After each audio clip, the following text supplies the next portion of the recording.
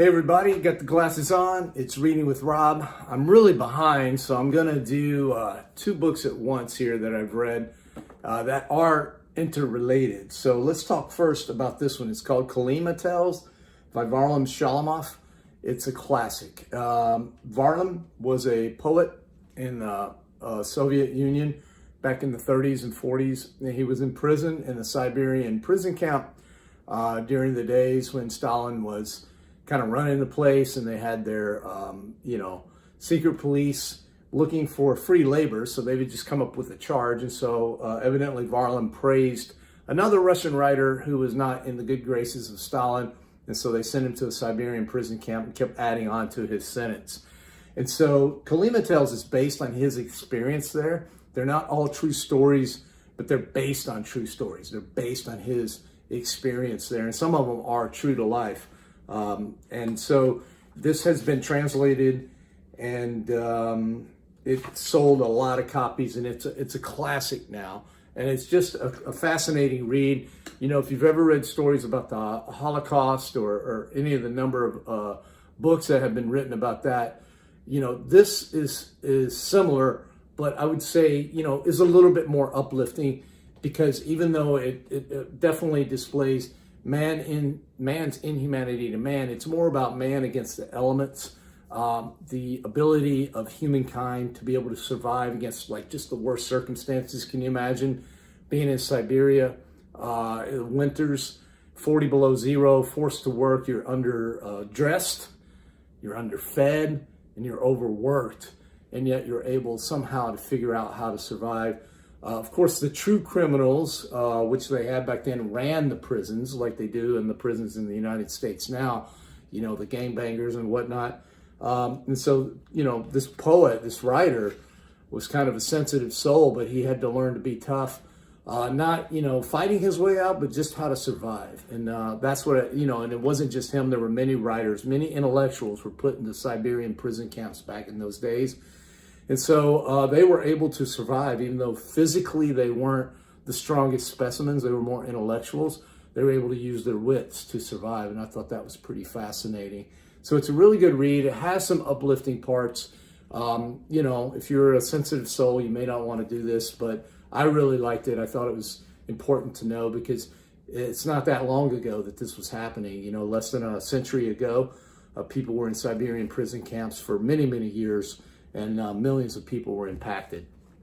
Now, the reason people didn't really escape when they were in Siberian prison camps, because they were surrounded, and the reason they put them all the way in Siberia is because not only the harsh conditions there, but also because of the vast wilderness surrounding them. It made it almost an impenetrable place to get away from, especially in those days, you know. But there was one guy who did, and this is the story of his story. Slavomir Rawicz was a Polish prisoner in a Siberian prison camp, and basically he teamed up with a group of other prisoners, including one rogue American who was there, believe it or not, and they escaped. And the story of their journey out of there, I think it took like 9 or 10 months, is just amazing, because the way they were able to overcome the elements of the Siberian winter, then just a desert that they had no idea was going to last as long. I think it was, I'm not sure which desert it was. It's been a while since I read it, but then they made it over to Nepal finally. And it's interesting how this book originally got written, because the guy who ended up helping Slavomir, I hope I'm saying that correctly, tell his story, was originally going to do a book about the abominable snowman in the Himalayas in Nepal. And so he went to Nepal to do some research, and they told him about this guy who had escaped from a Siberian prison camp and had seen some strange creatures that they thought might be the abominable snowman.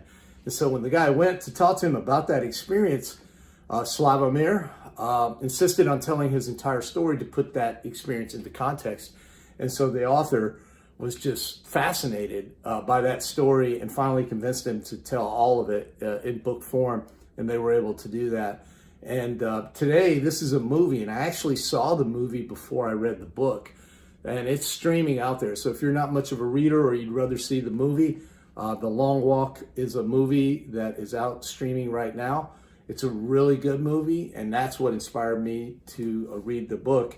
It's funny because this book inspired me to see the movie, and this movie inspired me to get this book. So that's why I'm doing two of these at once.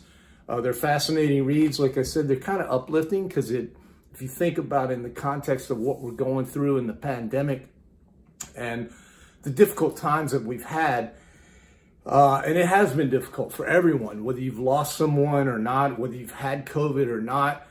You know, the antisocial behavior that we've had to adapt, which is not natural to humans, has been really, really tough. But it, also puts into perspective some of the other kind of behaviors, the infantile behavior that has occurred in the United States in particular. I can't speak for other countries, with the anti-maskers and people just, basically raising hell and being selfish, refusing to do anything on a public health, to cooperate on public health because of their own personal quote unquote freedom.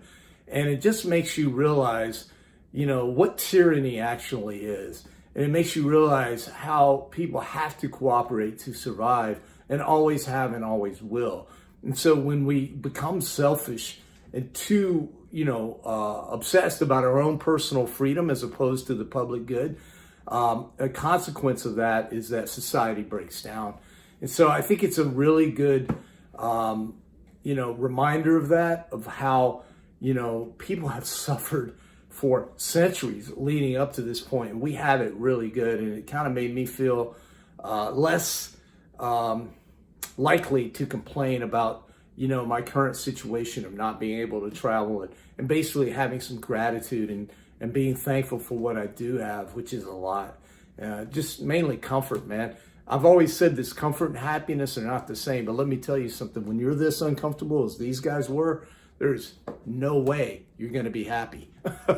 It's just impossible. Yet they were able to figure out the inspiration, the will to live and to get through. They were able to do it, man, and find some happiness along the way. It really is, to me, uplifting in that manner, as depressing as the material may be. So that's why I recommend these two books. Again, Kolyma Tales, which I recommend doing first, and then The Long Walk, and then there's a movie as well. They're both available, of course, on Amazon Books, which is how I got mine. But I do recommend, if you have a local bookseller, try to support them. What I do when I go to a place like Amazon to get my books, because of the pandemic, I'm not out there shopping. There's not a lot of bookstores left, believe it or not, at least in Manhattan, is I try to buy from a local bookseller that does a mail option through Amazon. It might cost $1 or $2 more, but it's worth it to me.